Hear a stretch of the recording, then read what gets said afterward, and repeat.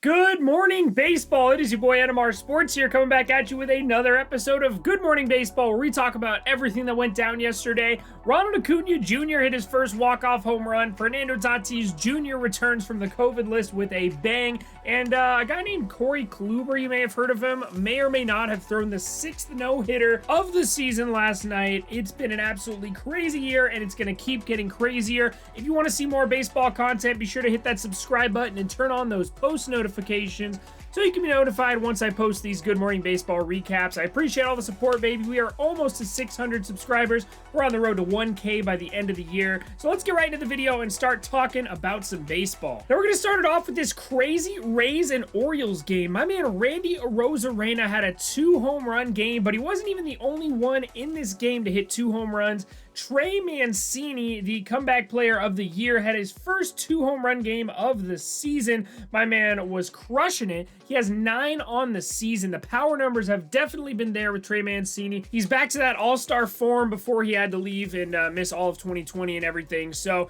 it's so good to see Trey Mancini back. But was it enough to beat the Rays? Unfortunately not. 2 late inning rallies from the Rays, scoring 3 runs in the 7th and the 8th innings on that Orioles bullpen, unfortunately led to the Rays beating the Orioles by a score of 9-7. The Orioles fall to 17-25, while the Rays are at 25-19. So the Tampa Bay Rays are no joke this year. They are fighting for that top spot in the AL East, trying to catch up to those Red Sox. Now, we just talked about 2 guys who dominated at the plate, and another guy who dominated at the plate yesterday. That was Fernando Tatis Jr. It is his first game back in a few days. I think it's been a week or 2 weeks, something like that. He was on the COVID-19 list, unfortunately, because one of them tested positive over there in San Diego, but he was back, and in his first game back, my God, did he start it off with a bang. He was a triple away from the cycle in this one, and he actually had 2 doubles that I feel like one of them might have been able to stretch into a triple. So it was a very close to being a cycle performance from Tatis. He had a solo home run in the 4th inning.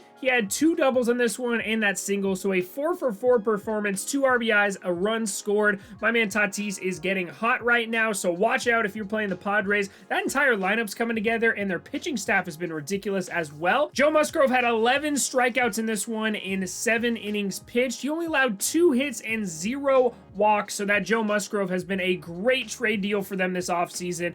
Has been absolutely amazing in that rotation for them. Possibly their best starting pitcher so far this year. Now, another cool thing that happened in this game, Jake, or Rake Cronenworth, as I like to call him, he had an inside the park home run on this one. Super weird circumstances and whatnot, but yeah, my man Rake Cronenworth drives in a run on that solo inside the park home run. I really like that Jake Cronenworth guy. They have such a good offense over there in San Diego. If it's not Tatis, it's Cronenworth. It's not Cronenworth, it's Hosmer. If it's not Hosmer, it's Will Myers, Trent Grisham. So many guys in that lineup that could just do some damage. Didn't even mention Manny Machado. So that Padres team is absolutely scary. Unfortunately, the Rockies couldn't do anything against that starting performance from Joe Musgrove, only putting up 2 hits in the entire game. So they only had 2 runners on the entire game. That is awful.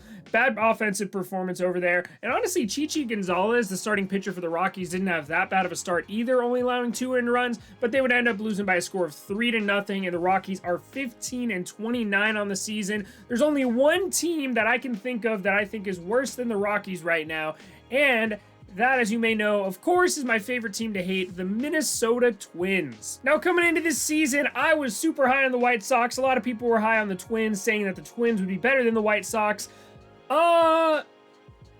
I mean, if you want to take that take back, you can. You're more than welcome to. Everybody who told me that the Twins were going to finish above the White Sox, look at their record right now. The Twins are 14-27, and they almost won yesterday, but Lucas Giolito had other plans for them. Lucas Giolito has been terrible this season, but he finally had an amazing start against the Twins. 8 innings pitched, 11 strikeouts, 1 earned run, 2 hits, 3 walks. So we had a very good performance on the mound, and then Liam Hendricks would come in for the save, being absolutely dominant there in the bullpen. So the White Sox had a great pitching performance, and if Giolito can get going, Carlos Rodon can pitch like he's been pitching, Dylan Cease can pitch like he's been pitching, Dallas Keuchel is healthy. They have a very, very good rotation there, especially if Michael Kopech comes in and starts throwing gas. It's going to be a very, very scary team, the White Sox over there in Chicago, especially come playoff time. Now, Nelson Cruz scored the only run for the Twins in this one on a solo home run off of Lucas Giolito. That is his 10th home run of the season.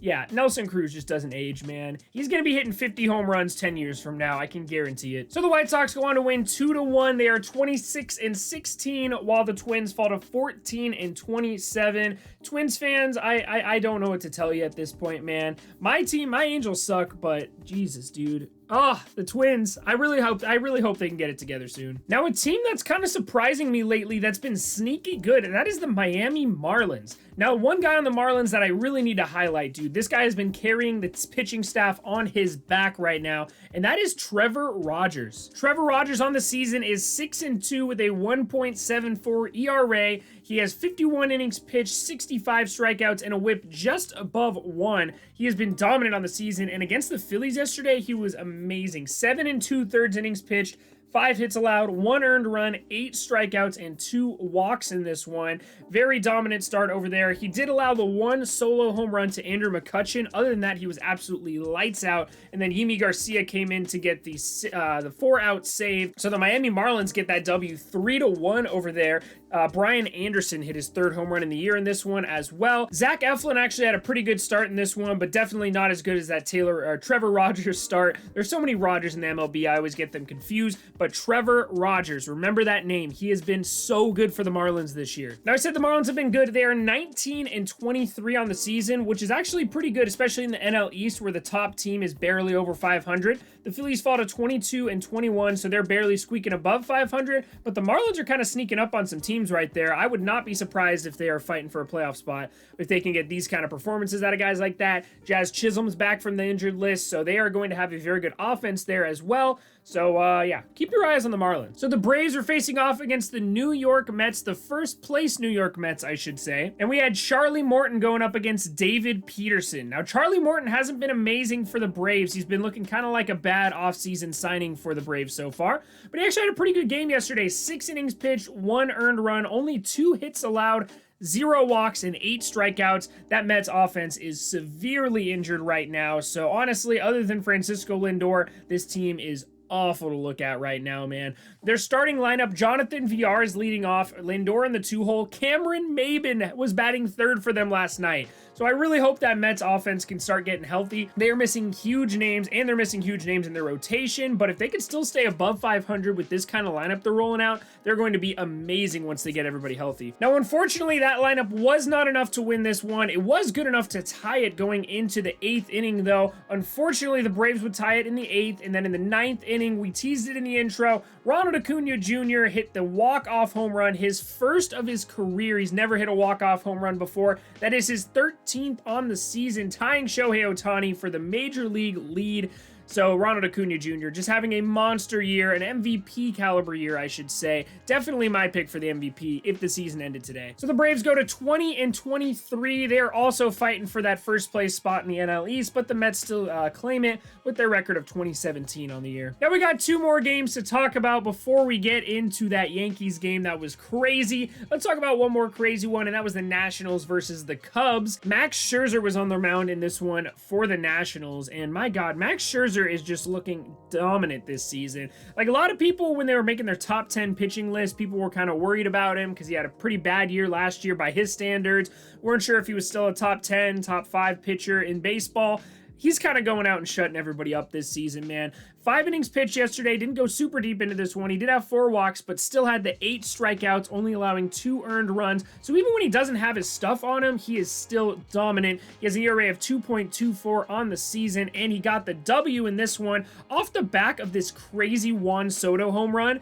Juan Soto literally from his ass. He hits the ball and he's just kind of sitting on the floor watching it just travel. He absolutely murdered this baseball. Juan Soto is just such a fun hitter to watch. If you're ever looking for a game to watch or a player to watch, Juan Soto is must-see baseball every time he's on TV, so definitely recommend watching that. The Cubs, unfortunately, would drop this one. Javier Baez did hit its 10th home run of the season in this one, but it wasn't enough to beat the Nationals. The Nationals win by a score of 4-3, and they improved the record to 17-22. Still not a very good record, though, so hopefully the Nats can kind of get on a roll here. All right, let's talk about the 6th no-hitter of the season. Now, let's take a look back in memoriam real quick. Carlos Rodon, no-hitter against the Indians. Wade Miley, no-hitter against the Indians. So that's 2 against the Cleveland Indians. John Means, no-hitter against the Mariners. Spencer Turnbull, no-hitter against the Mariners. Indians 2, Mariners 2. Joe Musgrove, no-hitter against the Rangers. It's only right that the 6th no-hitter of the season